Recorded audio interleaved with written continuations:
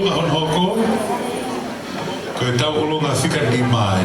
Ko le sieli whangalilo whanua. Le sieli whangalilo whanua. Born and raised on the north shore of Auckland, Aotearoa, New Zealand.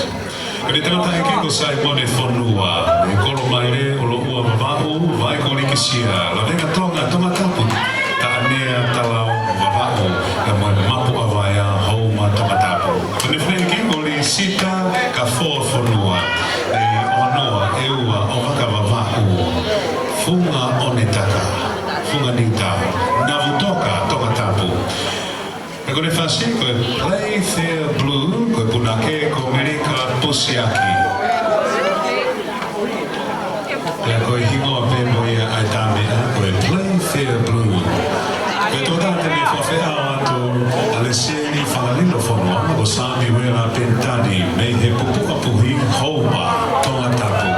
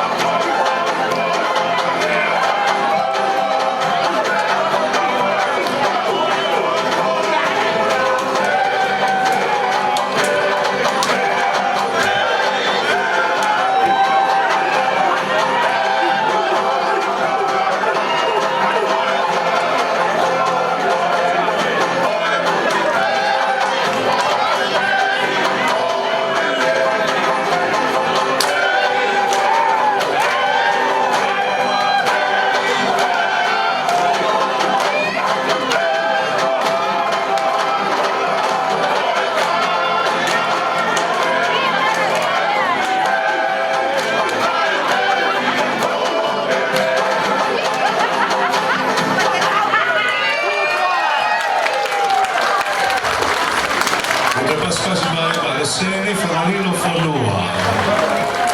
Very beautiful. Playfair Blue. Katami Aya Oe Fiafini.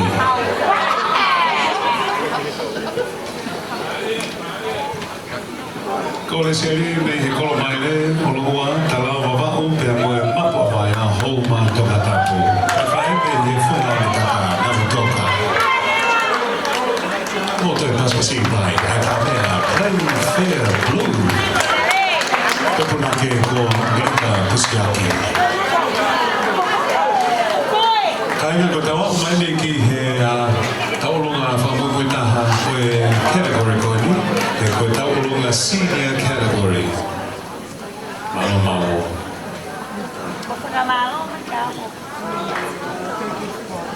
Ko si pe ai category koe ni taulunga e te teo mai ai ngā hita mea rea papa. Ka ki mo ai a koe kaunanga te ni whahoko atu ai ki whamei te he whiawhini. Ko he mako tauwha Simone Latu.